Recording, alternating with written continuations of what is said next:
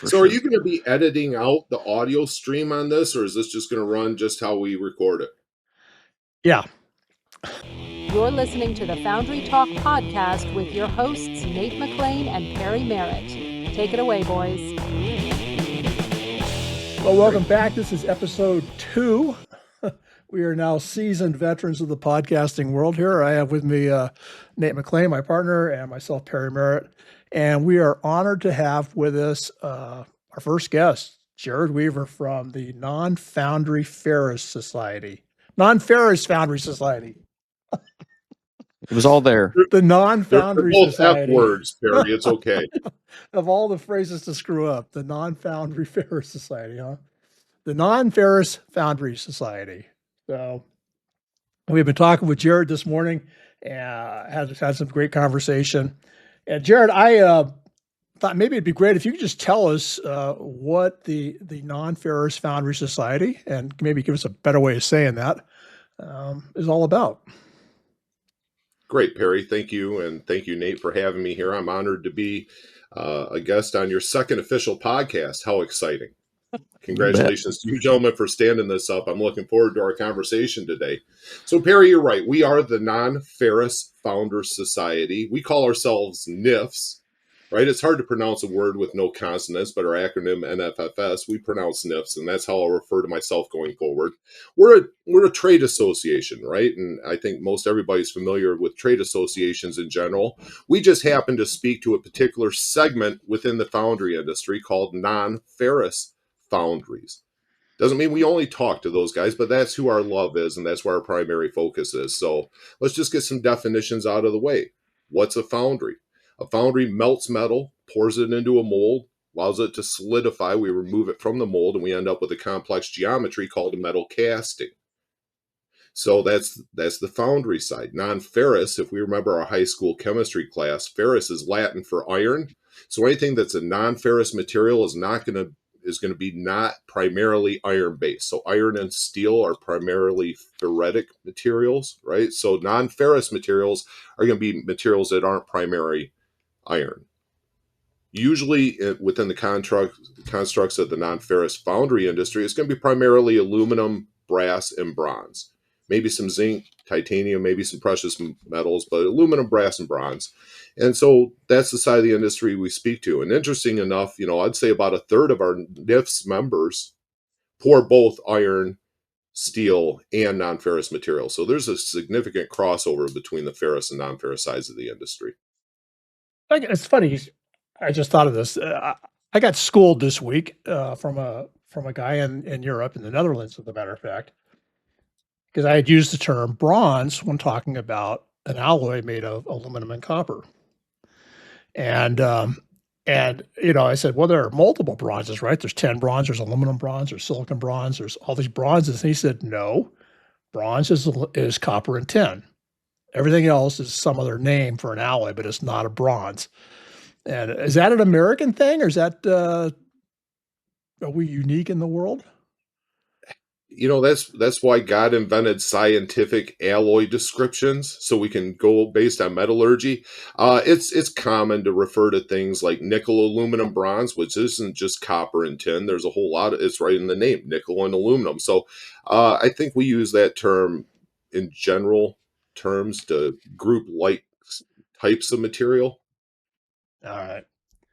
Well, yeah, I had been using the term and found out I was wrong, apparently, which is not the first time in my life. So, Jerrod, you told us a story earlier that I thought was a great story because it really kind of resonates with a lot of people that I know. How did you get started in this game? It's a really interesting story, at least to me, because it's my story, right? Yeah. But I was in high school, and I always loved making things with my hands. And I think many of us realize that you're either given to manufacturing or you're not. There's something just innate in us.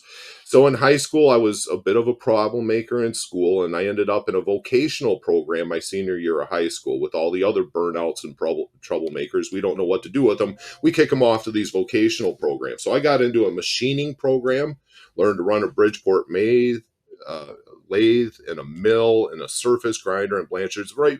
Got skilled up as a machinist and then found a job, graduated high school. My first job I took was with a pattern shop located in Lansing, Michigan. And the very first jobs, this was a startup company, and the first thing I was hired to do was to make patterns for a couple of angle plates. An angle plate is used in machining to create complex angles so that we can cut angles on parts. Anyway, so I built the pattern, both the top and the bottom plate, and then the boss says, well, come on, you did a good job. I'll take you over to the foundry and you can watch them pour what you just built. I knew how to build patterns. I didn't know what a foundry even was, but I knew how to build the tool. He took me over to an aluminum foundry in East Lansing, Michigan, as a matter of fact, and I watched him make the mold, and I watched him pour them right there on the floor. And when I saw that cherry red flow of liquid fire flow from the crucible into the mold, man, I was hooked. And then I saw it come out of the mold, and I got to go back to work and machine my own castings that I made the patterns for and end up with a usable product that I still have and use to this day. That's really where my love for the foundry came from. I learned to take an idea and how to create it in a metal component, and the fact that you get to play with rivers of fire while you're doing it just was really cool to me. So here I am 30 years later. Yeah, it's funny. I mean, Nate and I have talked about this, and I've talked about it with my YouTube guys. It's just like you watch that metal be poured into a mold, and there is just something about it that just hooks you. It just hooks you in, and there you are. So yeah, that's great. Well, we talked also about kind of what NIFS is doing, and I know that one of their big impetuses is to try to attract younger people into the foundry business. And as we talked, that seems to be a common thing out there. We talked about Mike Rowan and the efforts he's putting forth and trying to get people into the trades. And it's kind of a similar deal. What's going on in the foundry industry today that's causing you guys to kind of try to push on? Let's educate younger people and to try to get them interested into the foundry business. Well, I think, having been in the industry for several years, I think we understand that we have a demographic issue in this country, and it's affecting workforce levels in the foundry. The average manufacturing worker in the U.S. foundry is over 50 years of age right now. And we're expecting more than 25% of those guys to retire within 5 years, and we're expecting more than half of those guys to be gone within 10. So we are on the edge of a demographic cliff, and we're going to see, like all industries, a tremendous wave of baby boomers continuing to retire. And so we need to have replacement workers. Otherwise, we're going to have to automate, and that's really expensive, or we're going to have to live with fewer metal components. And I don't think that's on anybody's appetite or radar as well. So I'm going to ask Nate, do you have what are you seeing in your foundry? Are you seeing an older workforce, and are you seeing the same kinds of things happening? Yeah, absolutely. What Jerrod has mentioned is definitely falls in line with what's happening in the workforce. You certainly have that the knowledge and the tribal knowledge that's out there, that is held close to their chest a lot of times, that we have to try to extract from those employees that are on the floor. Even though we still have all the processes in place and documentation and pictures and all of those type of things. So as far as the age goes, yeah, once you get those guys on the floor and they're working and you've got them there, it definitely their age definitely continues to go, which is good. I mean, retention of employees. And that tribal knowledge, to say that you have tribal knowledge means that you've retained employees, which is an outstanding thing to have. So, but with that being said, you still have to be able to move forward, so the businesses can continue to cast parts for the customers and the government and all of those type of situations. So there's still lots of material and product that needs to be moved, and fortunately for the industry that we're in, we get to do that with a lot of castings, and which is exciting and fun. It's what we wake up to do every day. So, but yes, as far as employees go, they're definitely aging.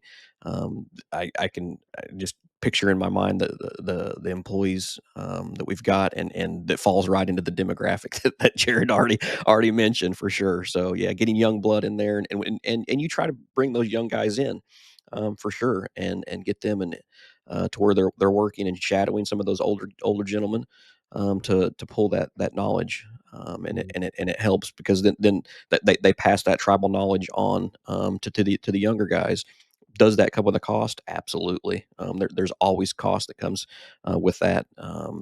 And on top of that, getting those guys to retain them is huge, for the fact that anytime you bring somebody new on, anybody that has dealt with associates in the past, you know that the cost factor that goes along with those new employees, it can be exponential. Just the silly little mistakes that happen, things of that nature. I mean, as we talked about in our first episode, I mean, when I went to work at Sooner State Pattern Works, I mean, they invested a lot of time and money into me for that first 3 years doing pattern making.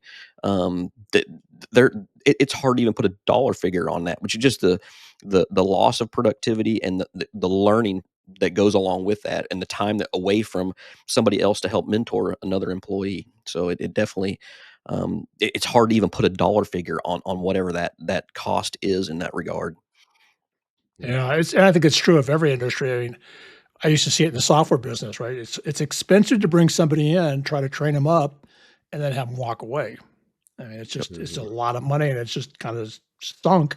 Somebody else gets to reap the benefits of that. So, what are you? It sounds like retention is not so much a problem. Is it attraction? Is that what's going on in the industry? Is attracting people to the, or even just making them aware of the potential for jobs there? What's Yeah, absolutely, for the fact that, I mean, the foundry industry in general is has been portrayed as a dirty business, and dirty jobs and that sort of thing. I mean, a lot of times they show these smokestacks that are billowing out these clouds of which is actually water vapor, but they don't tell you that. They make it toxic look like fumes? yeah, it's toxic and all this other stuff, which it's just it's just water vapor for the most part, steam. And so that they make us look really bad in that regard. And doing this for 30 years, I mean, I can look back and I can see that. I mean, when the news broadcasts come across, I mean, they'll make industry in general, and not necessarily foundry industry, but all industry, look like it's not good for the environment and things of that nature, when in fact that we are one of the greenest industries around. So it makes a big difference. But as far as attracting new employees and associates, yeah, it can be tough when you're competing with other, um, so grandma and grandpa and aunts and uncles, well, you need to go to college, you need to go to college and do all this sorts of things. So it definitely is tough to compete in that regard, for sure. But not everybody's cut out for college. I mean, Yeah. there's a lot of kids that they have no desire. Once they get through high school, they're like, no, I need to go to work, or the sense of urgency that they've got so that they can work, and help their parents or help their grandparents or aunts and uncles, that sort of thing, to be able to provide for their families. That there is that as well. So, Jared, Nate, sorry, Nate, I think that's a really interesting idea that you put forth about the perception of our industry and how we're portrayed by the American media. The fact of the matter is that there's only about 17-18% of high school students right now are even considering careers in manufacturing. And I think that's an artifact that we've been really effective for the past 3 decades in telling high school students that when you go to work, you want to do anything but go work in manufacturing. You want to be a Right. doctor, you want to be a lawyer or a Yep. dentist, or you want to go work in AI, or you want to go do this new fancy additive manufacturing. Like whatever you want to do, you want to do anything but go work in a foundry. And I think that we've been very effective in that messaging.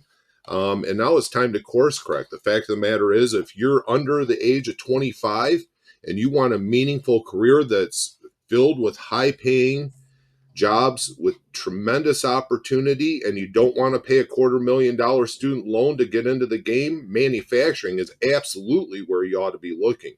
I don't have children, Nate, but if I had my own children right now, I would absolutely tell them to be looking at manufacturing, maybe school up some skills behind that. But I've never you and I have been in this almost the same amount of time since the mid 90s. I've never seen a better environment for foundries to be established and grow than where we are right now. And the opportunities are only going to get better. But we got to get the workforce in this industry right to enable this growth across the entire industry. Agreed. And I hope that it doesn't take 30 years to get there, but it certainly is an uphill battle for sure. in that Well, it regard. can't take 30 years. 30 years from now, all of our baby boomers are going to be gone. And Yeah. then, we're not going to automate our way out of this problem. The answer here is really workforce strategies that are meaningful, that actually work. We got to get back to brass tacks and get people back to work, right? So it's all about setting up metrics that actually make sense. And we'll talk about this a little bit when I talk about some of our programs. You got to know, how many people did I hire? Right? And some people are pretty good at hiring. The retention is the metric that really matters. If we can hire a new employee and we can keep them on pace and engaged for 12 months, statistics say over 80% of the time they're going to end up being a long-term employee for me. So it's managing that vital first 12-month period in the manufacturing area and managing it, not just letting it happen haphazardly as we've been apt to do in years past, right? But managing that onboarding process with a goal of 1 year retention will do tremendous benefit to firms that are trying to maintain a workforce. So, Right. so it sounds like that. There's two problems, right? There's the biggest problem seems to be getting people interested in the foundry business, young Right. people. What is NIFS doing to, first of all, what are they doing to educate people, to introduce people to the foundry business? And then I guess the other side of the question is, what is NIFS doing, if anything, to help the foundry owner to retain these people? And how are you working with both sides of that to try to bring in a new workforce? Great question, Perry. Thank you. So on the recruitment side, that's a big challenge. And then the retention we mentioned just a little bit earlier in the podcast. So we have to take a little bit longer version of this. This is a problem, just like the messaging for the last 30 years. You don't want to go work in the manufacturing plant, right? We've also been a victim of our own success in some capacity. So if you think back to the 70s and 80s, we had more workers than what we had jobs. Remember the lines out in front of the employment offices? And Yep. so we would hire a guy for a position and bring him in. And if he worked out great, we'd keep him. And if not, we had no problems with firing him, showing him the door, and then hiring the next warm body outside the door to come in and work. It helped depress wages because we had competition for jobs and we have more workers than jobs. The world has fundamentally changed, Perry. We have more jobs than we have workers in this country. And it's only going to get worse as the baby boomers continue to retire. And this is, by the way, affecting both skilled and unskilled labor positions, right? So part of our problem as an industry is we've never really had to invest any time or energy or effort into our recruitment and retention systems because workers were a commodity. There was a bunch of them out there. We just had a process. We had to churn them over until we got the guys that liked our style. And that's not the case anymore. So this is like a big mind shift that has to happen, right? Well, when you're in a new environment, now what we have to do is we have to be honest intellectually as an industry and admit that we've not invested in our recruitment and retention strategies in the past 30 years. We need to get better about identifying what we're hiring for, what the right employee looks like, right? It's no good to say, hey, I want to hire a molder, but you got to have a 4-year college degree. So we got to knock that crap off and get realistic. I need somebody who can understand instructions and is going to show up and be quality minded. I want a craftsman. I'm not looking for the lowest paid denominator, right? And I think that's the other thing we have to bring is some messaging around jobs in this industry.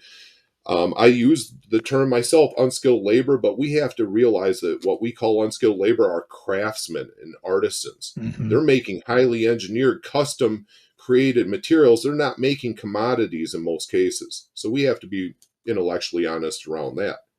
And even once we get them in the door, Perry, once we've identified a better way of sourcing new employees and talking to them about the tremendous opportunities in our industry, once they're in the door, we got a limited shelf life with those guys to convince them that they're in the right path, right? They're in the right job. So the retention side of this is arguably even more important than the recruitment side.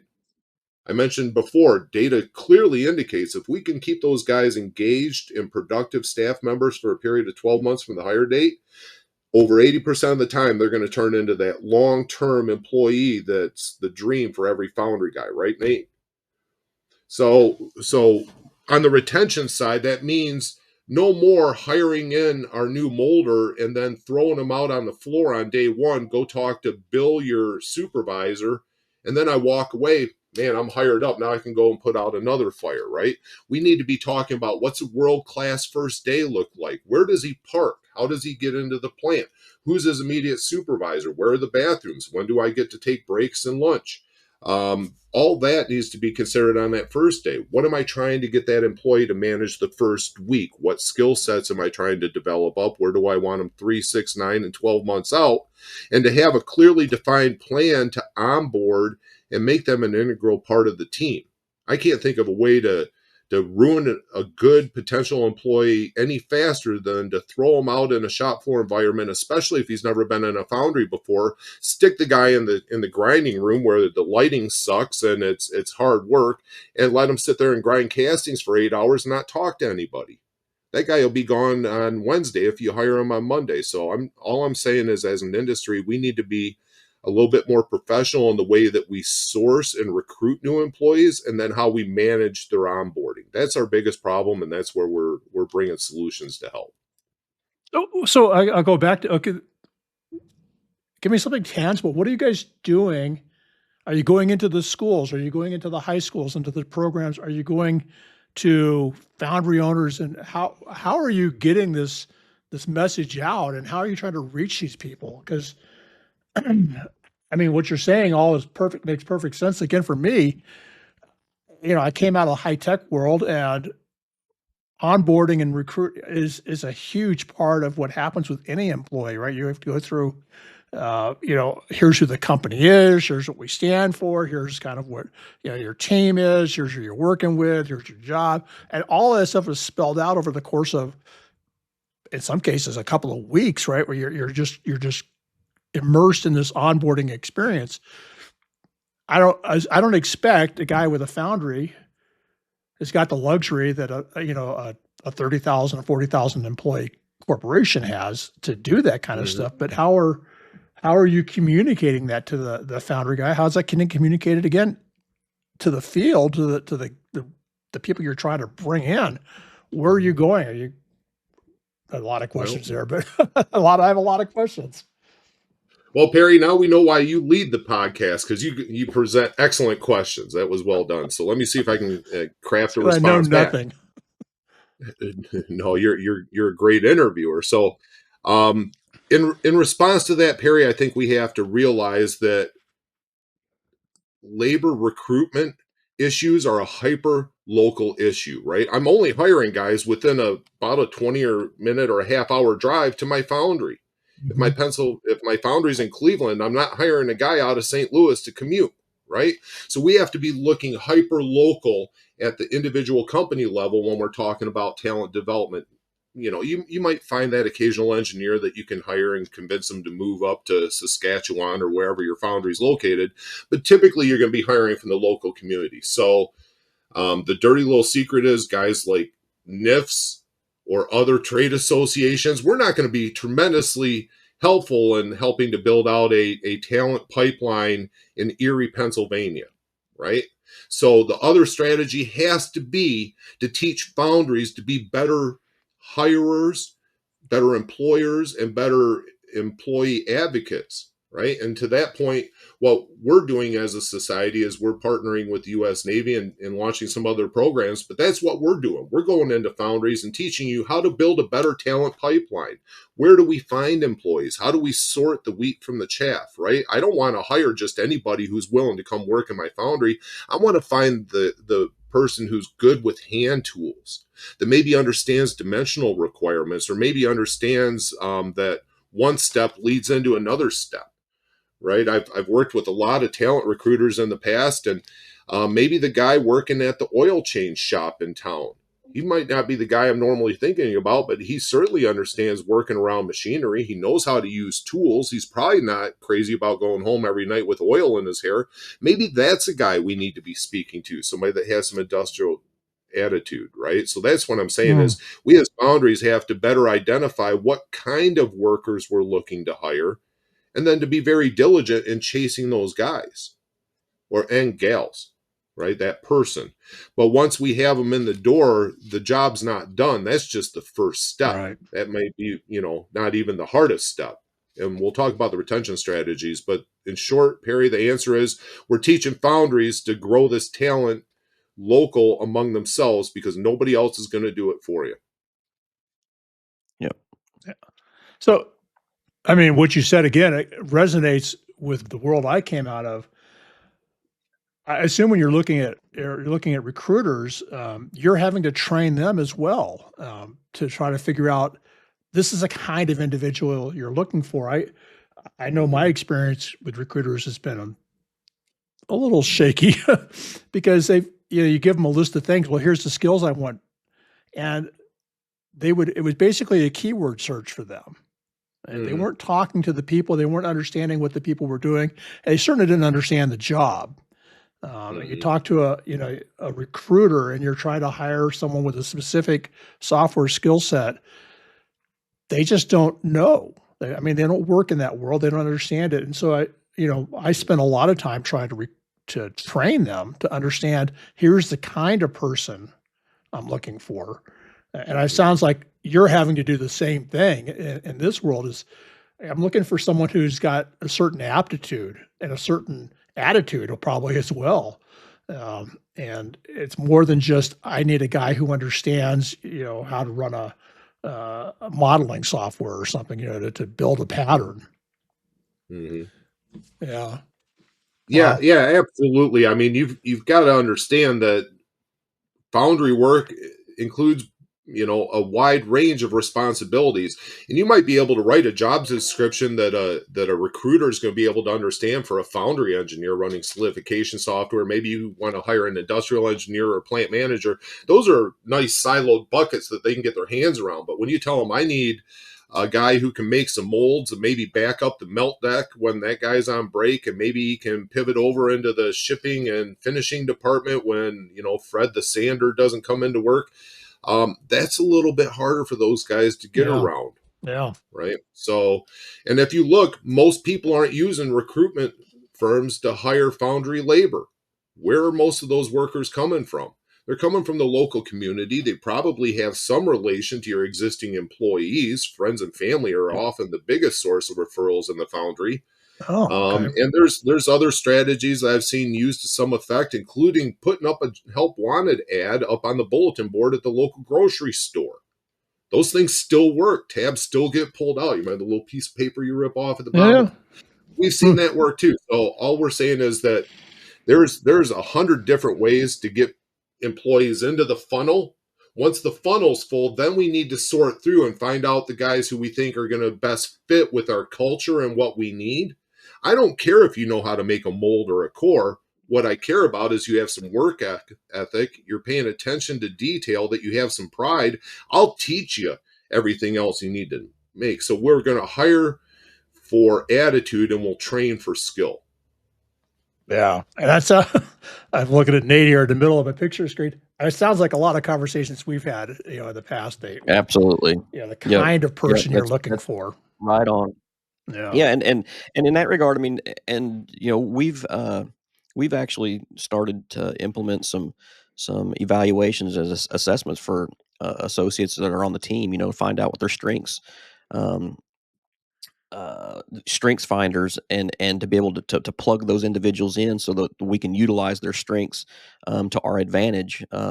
Trust me, NFL teams and Major League Baseball and these guys, they don't let somebody do a job or own a position that it's not their strength. I mean, you're not letting somebody that's on the line play quarterback just because, hey, that's what we hired him to do. That's just not the case. So you got to figure out where those people actually, those individuals and associates, plug in the best and put them there. And in the case of NIFs, a lot of, like we've talked about, a lot of these non-ferrous foundries, I mean, they're small. And when we hire people, a lot of times, and you're looking for an all around kind of guy. You need a guy that can play shortstop and can play second base and the outfield. And so, I mean, you got to have those individuals in the facility because every day is a little bit different. Two people get sick, or their kids get sick. I mean, you need people to be able to move around and cover for one another, for the team. So it's super important for that those employees to be able to do those jobs as needed. Mhm. No.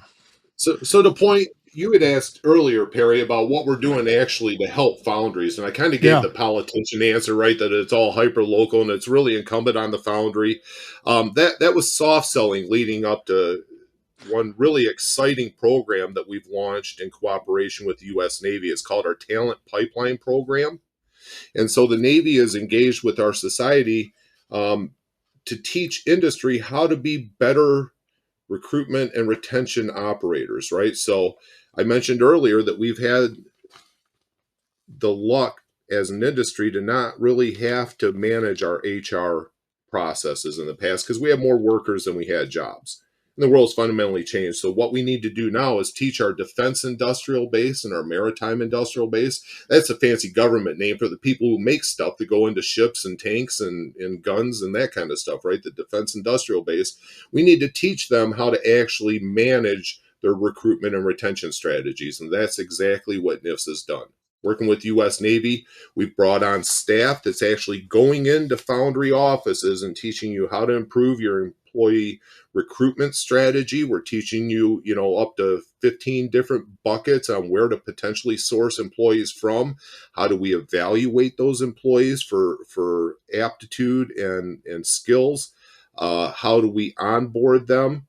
And the ultimate metric on the program is how many of our new hires are still with us 12 months from their hire date.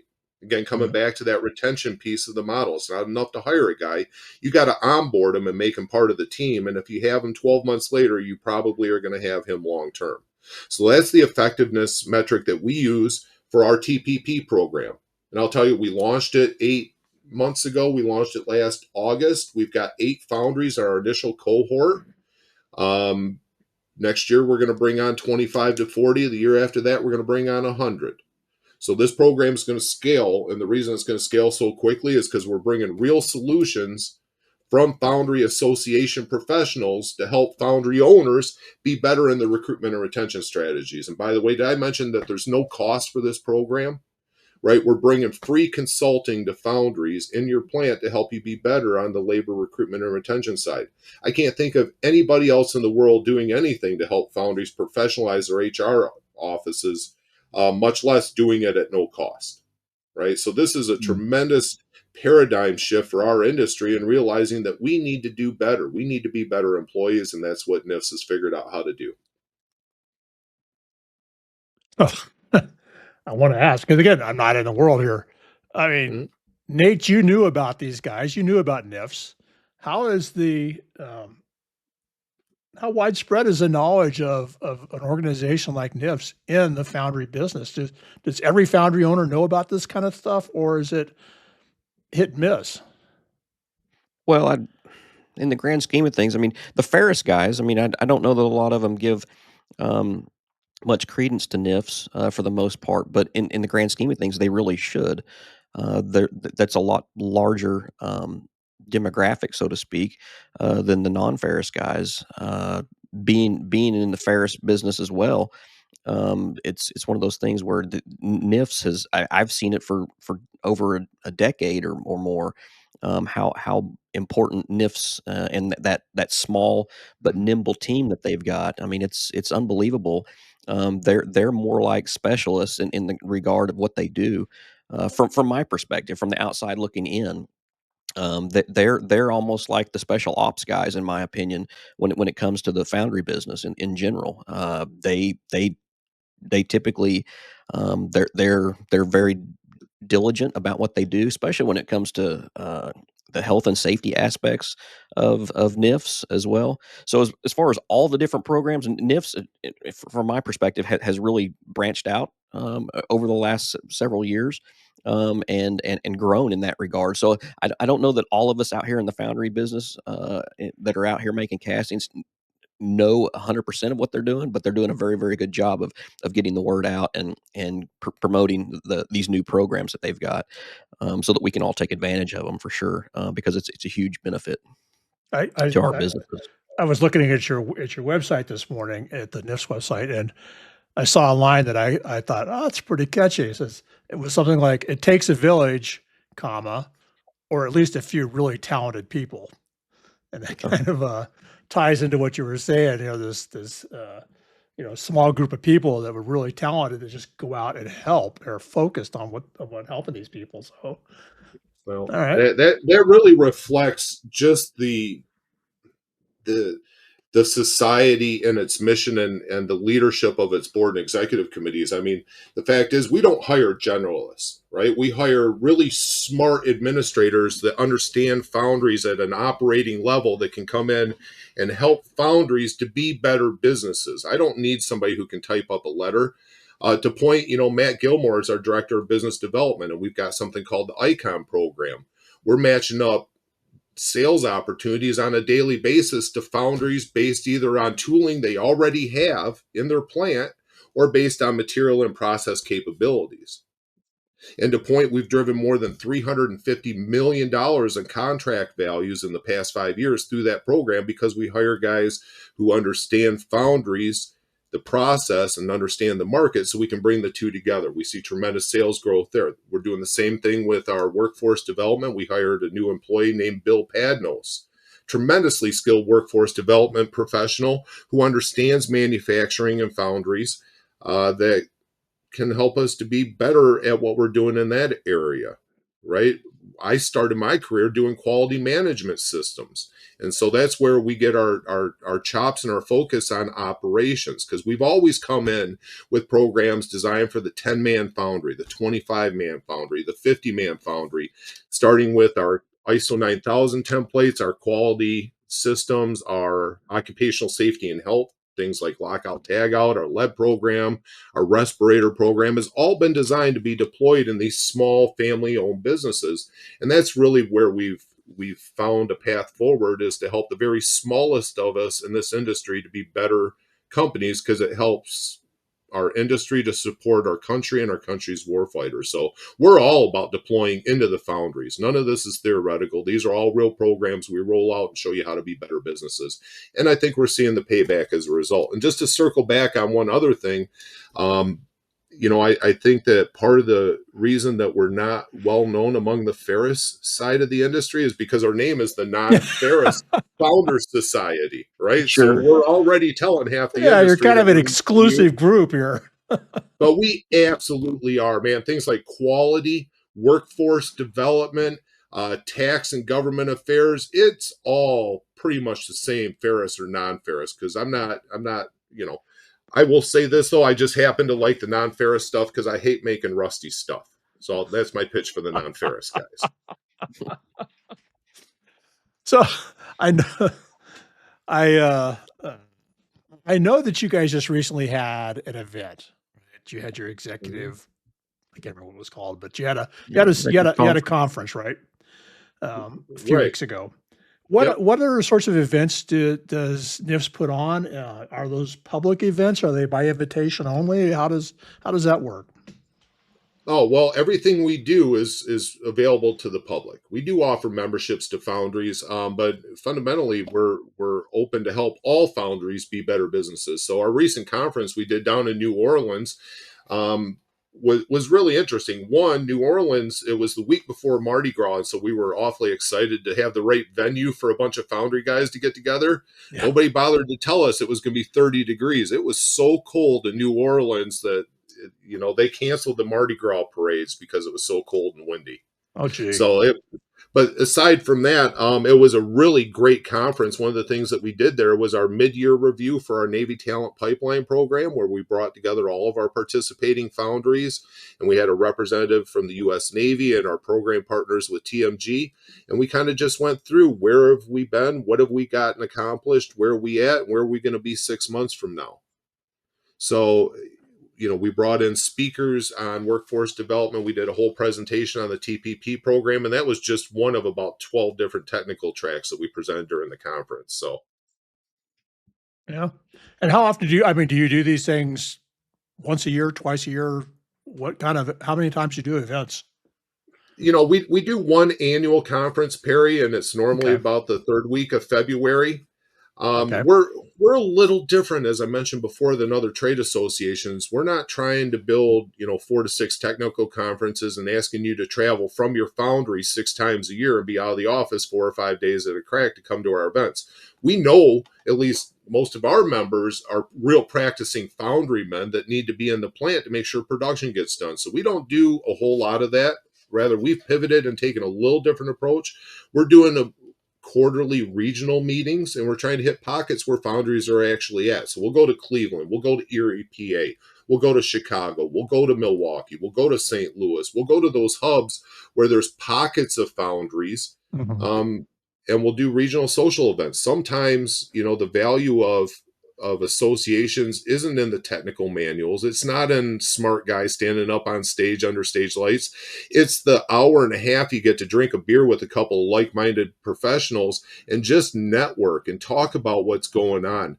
That's the value and the strength of associations, is those relationships and those industry connections that you forge. It makes a sense of community, and we're all in it together. And so when we come up with a unique challenge that affects everybody, like workforce development, we're all in the boat together, and we're all going to figure it out. We're going to succeed together. So it's unlike anything I've ever seen, Nate. There's lots of associations, but the group within at least our association is so tight. I had somebody tell me in New Orleans, I see you more than my own family, and I like you more than my own family. That's really the sentiment coming from these guys, is it's a business family, and it's a network that you can rely on to be a better business. Awesome. Yeah. And I've heard that before with successful organizations, is that their conferences are really about an opportunity for people to get together. And whether it's customers that are, even competitors, they get together, they have a meal, or whatever they're talking, but it's a place where everybody comes together and can share ideas. And it's not so much about, especially for me, a guy like me, I was a demo dolly for a number of years, where I'd stand on the show floor and try to talk about product. People didn't really care too much about that. What they really cared about was running into the guy that they knew from last conference, and they could talk to each other about what are you guys up to? What problems are you solving? What are you doing? And that was where the benefit of those kind of things come up. So it's great to hear that's what you're seeing as a benefit as well. Yeah, that networking is really important, especially in this foundry industry, all across the board. For the fact that, we do have friendly competition, but for the most part, man, if somebody's down and out, or they've got a disaster in their area, natural disaster or something like that, man, it's nothing for people to reach out to help. Hey, we've got some open capacity. You guys want to send some pattern tooling to us? We'll make them for you. We'll ship them out, blast them, and ship them back to you. Whatever. I've seen that time and time and time again, and it's mainly because of networking and relationships that you build with other people in the industry. It's a tight knit community, salt of the earth, and people just look out for one another. It's pretty heartwarming when you see that type of thing happening. Nate, I'm glad you said that. I'd like to tell you one of my favorite examples of that. This actually happened. I've got a couple of Foundry members in the great state of Illinois, and one of our Foundry members had a conveyor motor on a conveyor belt, and it was central to removing the castings down from the shakeout area down into the cutoff and the grinding area. And that motor burned up, right? And they were decidedly down because it was all integrated on the belts. And they were 3.5 days on delivery on a replacement motor, meaning their operations were down for 3 days. So, of course, this guy's in a panic. He starts calling some friends that he made from the Non-Ferrous group, and found, one of his competitors who he met at the networking connection about 2 hours away that had that exact motor in stock. That guy put it on his own truck at his own dime, drove it over to the other foundry, helped him install it, got that guy back up and running within a couple of hours. Foundry B ordered the replacement motor and just shipped the brand new motor back to his friend, who was lucky enough to have one in inventory, right? And even though they're competitors and they bid for the same customers and the same work, they had enough of a relationship as a band of brothers, right? A camaraderie, that they're willing to bring help to the table to help their competitors. And that's what I love about this industry. We're all in it together, and we all compete, but man, we all understand that we're a dying breed, and I don't know which of our founding fathers said, if we don't hang together, we will most assuredly hang separately, right? And that's kind of the feel within the industry. I love that. That's very patriotic, and that's one of the things I really love about the industry. Yeah, that's a compelling argument, I think, for why would I want to be involved in this industry? And I've heard that kind of story before. Even, it's kind of funny. I mean, I've talked to, I know of a guy down in Mississippi who is a private. I mean, it's him, right? He's the Foundry, but he's in business and he's shipping castings and he's making money. And he will. It's amazing the help he has given me. Just, you know what, you need something, he just ships it to me, no questions Mhm. asked. Just let me help you out. And I've seen that even with some of the conversations that Nate and I've had with other people in the business. Just this idea of I'll help you out, and you don't see that. Certainly didn't see that in high tech. It was much more competitive. We lived in much more isolated sort of worlds, even though there was a lot of employees that shifted from place to place, and you ended up knowing people at other companies. There's still not a whole lot of help you. Let me help you out kind of thing that goes on, and that's kind of a neat thing. I hear that stories, and I think, man, that's kind of a part of me says I'd like to be involved in a place like that, right? Working for a company that's doing that kind of had that kind of attitude or is doing that kind of thing. So, well, Well, and in the grand scheme of things, a lot of times that nature of all of that kind of comes together for the fact that a lot of these foundries, Perry, you guys coming the hobbyist kind of guys, a lot of foundries were established by so there was a need and a guy in his garage and he filled that need and next thing you know it's turned into a business and it's third, fourth, fifth generation type things that transpire to actually build the non-ferrous side of things mainly because the melt temperatures are lower. If you need to pour yeah, aluminum, it's a lot easier to do that in a less technical setting than if you need to melt some stainless steel and you need to heat treat it and you need to quench it and you need to do all those sort of things. Dealing with some CA6NMs and some things like that. So it's a totally different avenue for that to happen. So you mentioned several times, that there's certain people that they like to get into doing certain things, and I think that there's some voids that can be filled in that regard.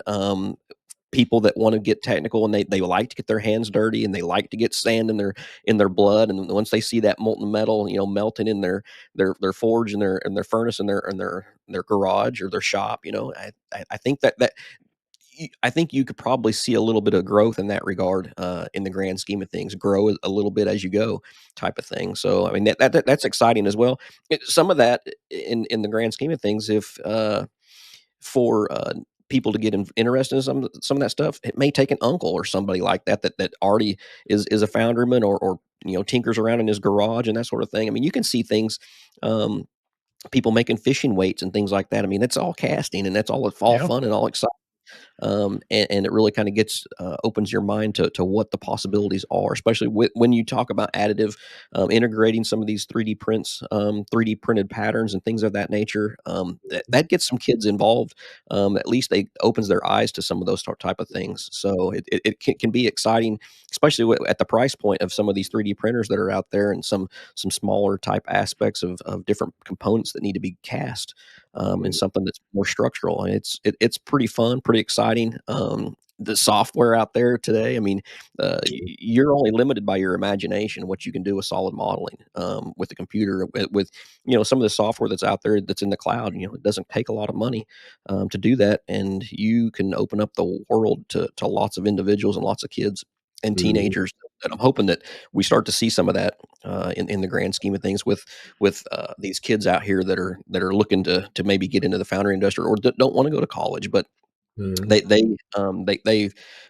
these kids that play a lot of games and stuff like that. I think that there's a lot of that computer type stuff that actually opens up things in the foundry industry. That is like, okay, well, what does it take once you make a pattern, and what does it take to make a mold, or why would I Mhm. need a core, or things of that nature.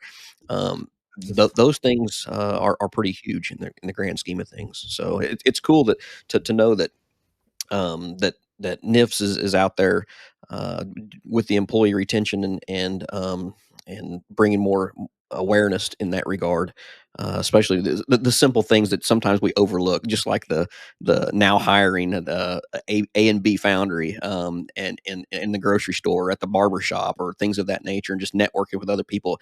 Again, all the networking that we do amongst one another, it's to be said that to network with other people, just like you'd mentioned, with friends and family. So it's pretty important to kind of not overlook the simple things. Well, and I think that part of the strategy too is not only as Foundry owners and operators do we need to do a little bit better job in professionalizing how we're hiring and retaining people. We as an industry have a lift to do here, right? We need to get our messaging right to the world.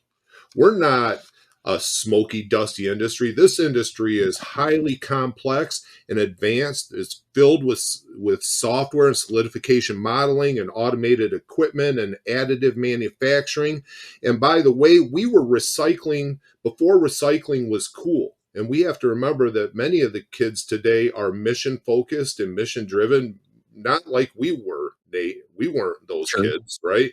But kids today are looking for something with a story and a mission. And I think that there's a role to play in our industry saying, look, we recycle stuff. We've been recycling before recycling was cool. If you want to join a green industry and something that really matters, foundries are where it's at, baby. Right. And we're not taking that tone with kids. We almost apologize for being who we are and wanting their interest and their love. And I think that's enough of that. We are foundries. We're what makes America great.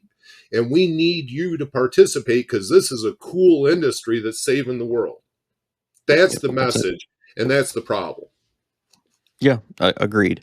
Definitely a message that needs to be touted loud and proud. That's for sure. Yeah, well, it's kind of funny that one of the guys my friends on YouTube, hugely popular channel, all he does is recycle stuff. He tears apart motors, melts it down. He separates out the copper from the aluminum, from whatever, and and people love it. They just absolutely love that nature of taking something that's just broken down, whatever, and giving it new life. And it sounds like that's kind of what you guys are saying you've been doing forever, taking that kind of metal that's just headed for the landfill, turning it into something. Yeah, there's I something know there's to be, more to involved be to it said. than that, but Yeah, well, there's a lot of something to be said for turning a pile of junk into something that is useful. That there's nothing better. I mean, you want to feel like you did something today. Go take some scrap and melt it in the right proportions for mechanical and physical properties, and pour it into something that's actually usable today versus what it was doing before. That feels it feels amazing, and there's nothing else like it. yeah. Well, as we get close to the end here, our time, Jerrod, is there anything else that you wanted to bring up? I know we had a lot of topics we talked about beforehand, but anything that you want to kind of get out there one last chance? Well, I love just talking shop with other like-minded Foundry guys, so the time goes way too fast, right? I know that we wanted to talk about workforce development, we kind of drifted, so would love to carry on the conversation, but what I want to leave you and your listeners with as a takeaway on the conversation is that the labor problem in this industry isn't unsolvable. There's nothing here that's beyond our capability to recognize and resolve. There's tools out there.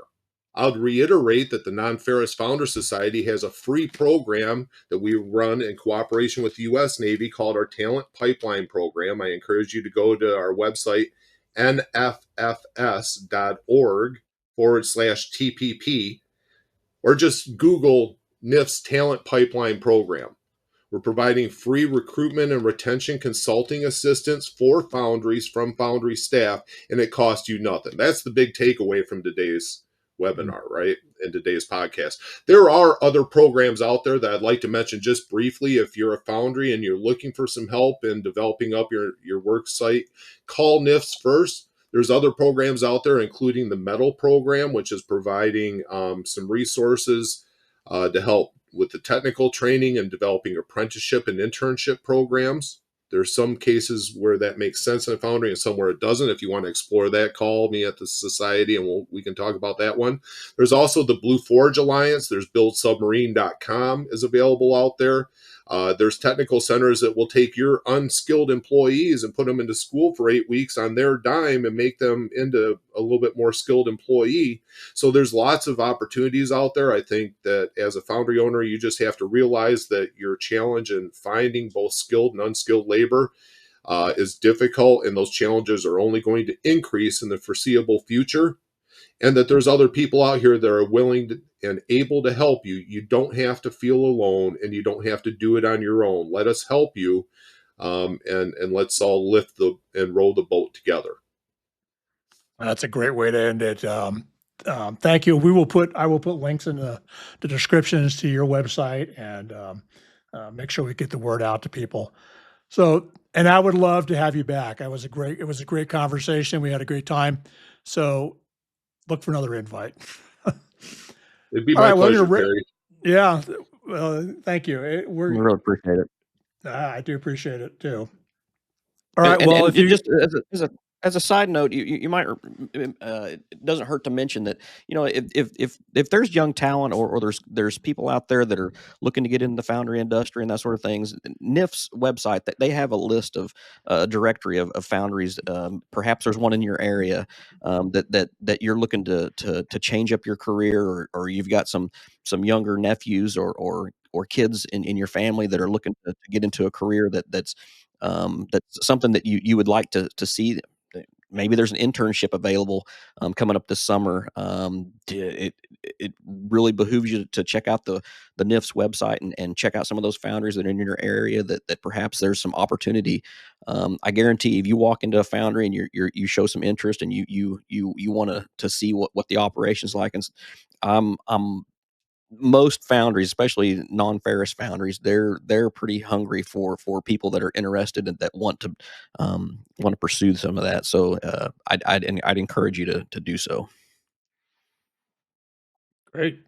Well, maybe I'll go look for a job now that I'm retired. Well, if you are one of those students that feels maybe manufacturing might be cool enough for you, right? Maybe I'll take a look around at that. Come to our website. Give me a call personally at the society. I was that kid. I started off in the high school metal shop because I was a troublemaker in school, right? So if that sounds like you and you might want a career that's outside of the normal $250,000 plus college tuition, and then what do? Get a job that's not even in my major field of study. If that doesn't sound like you and you want to make a meaningful impact to the American economy, and to help support this country's warfighters, you ought to be looking at the foundry industry. It's a career that's full of vibrant and exciting careers. It's not your grandfather's foundry anymore. Agreed. Great. Yep. Great. Well, thank you, gentlemen. We are available on all the major podcasting networks. You've signed us on YouTube, Spotify, Amazon, all of them. So look us up. Jerrod, again, thank you so much. Great conversation, and look forward to talking to you again. Thank you.